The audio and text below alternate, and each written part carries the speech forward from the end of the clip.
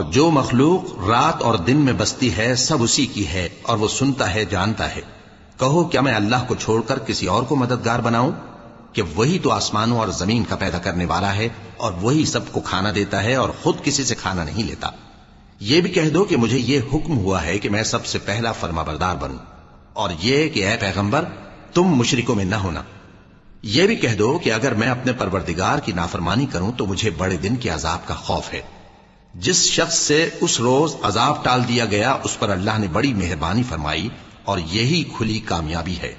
اور اگر اللہ تم کو کوئی سختی پہنچائے تو اس کے سوا اس کو کوئی دور کرنے والا نہیں، اور اگر نعمت و راحت عطا کرے تو کوئی اس کو روکنے والا نہیں۔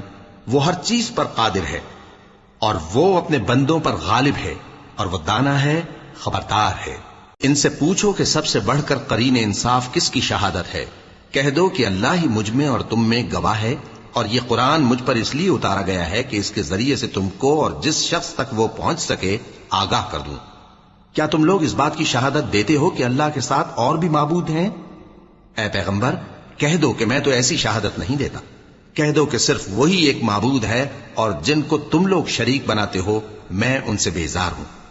جن لوگوں کو ہم نے کتاب دی ہے وہ ان کو یعنی ہمارے پیغمبر کو اس طرح پہچانتے ہیں جس طرح اپنے بیٹوں کو پہچانا کرتے ہیں۔